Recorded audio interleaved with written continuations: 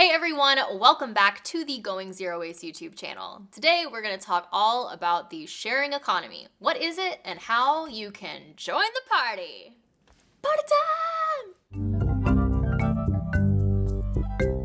All right, the sharing economy. What is it? I'm going to try and give you the definition. I'm going to try and give you a really good definition. Basically, it's based off peer-to-peer sharing. The complex definition, according to Investopedia, is, I feel like I need to get my glasses on, yes.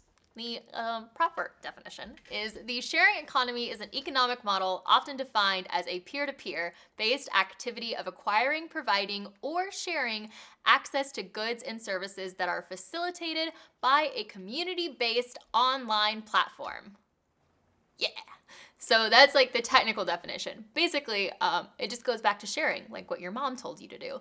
So you share instead of just like hoarding everything for yourself. Is something that you share with others, your community, your neighbors. But now that we have technology and online-based platforms, it is becoming so much easier for us to share. I think it's really interesting because we used to have societies that were very based around community. We didn't have a lot of technology. We knew our neighbors. We talked to them. And then we kind of left that and we became very isolated. And we didn't really talk to people as much. And I think that's kind of somewhat where we are now. We're very isolated. I don't really know my neighbors. I don't talk to my neighbors. I don't have like a tight-knit community in my area. But now, thanks to technology, even though I'm not as connected as I would have been, let's say 70 years ago, I still am able to participate in the sharing economy because it is facilitated by technology. So I'm going to give you a couple of examples, and I think one of the biggest examples is a library. So that's a great example of the sharing economy. There's a room building, and inside that building there are a whole bunch of books.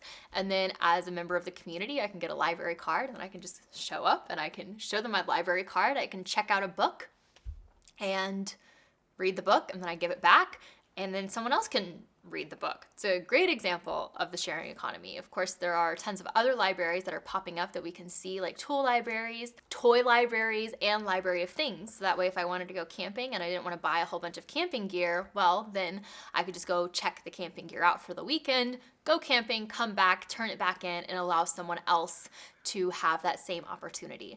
Now, this is amazing because, of course, it saves a lot of money, which is always great.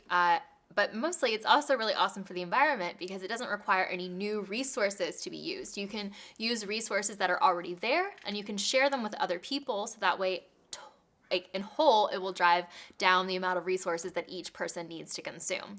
And I'm also super excited because this video is sponsored by Buns, which is a platform and app that is based all around sharing, and I'm going to show you guys how to use it. If you are in Toronto, and you will probably have heard of this because it is incredibly popular in Toronto, but it's an app.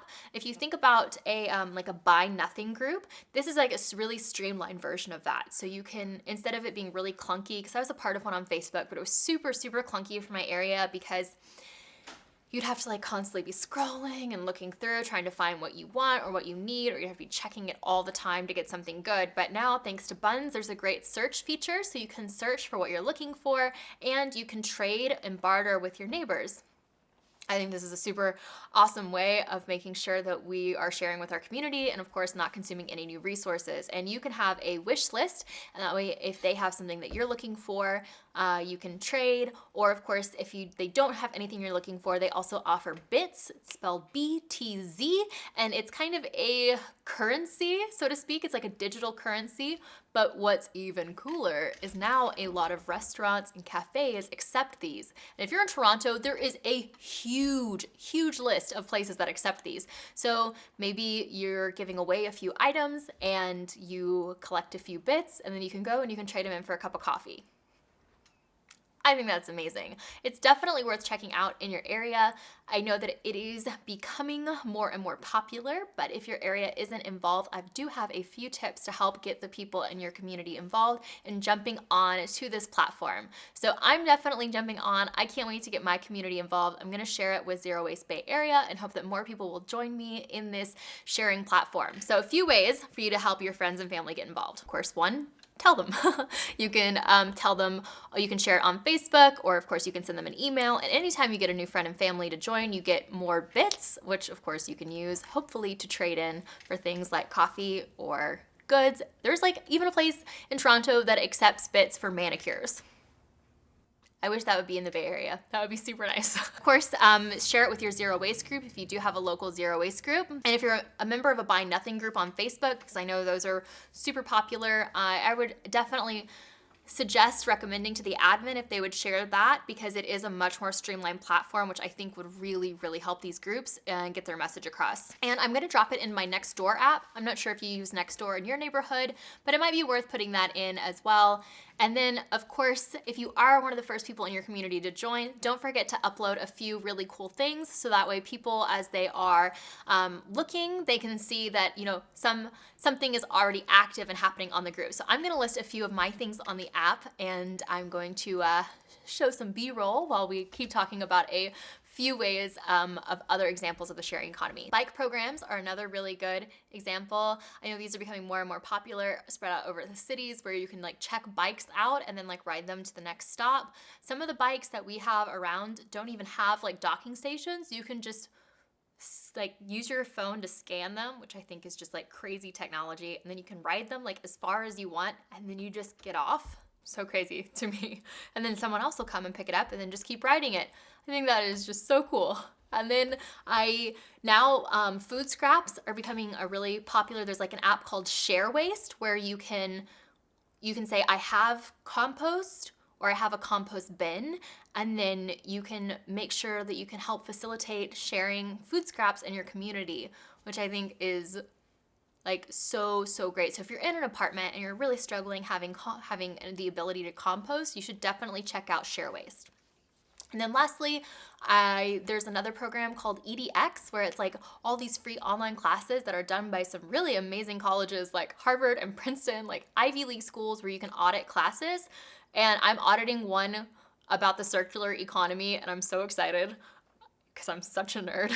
And I'm really, really excited to learn more. So I love school and I love learning, and I think one of the main reasons why I started a blog was because I wanted to research and I wanted to learn more. And, you know, not being in school and not really having, you know, an opportunity to go to class, so to speak, I feel like this will just provide a way for me to do that and to keep learning. So if you're someone like me who loves learning and is constantly in the pursuit of gaining knowledge, then I think that you would really love to check this out. Of course, there are so many other apps currently that are participating in the sharing economy, and some of the biggest, of course, like Airbnb, Lyft, Uber, you know, the list goes on and on. So if you have a favorite app for the sharing economy, I would love for you to leave it for me in the comment section down below. If you enjoyed this video or found it useful, please give it a thumbs up, and I will see you next week with a new video. Bye.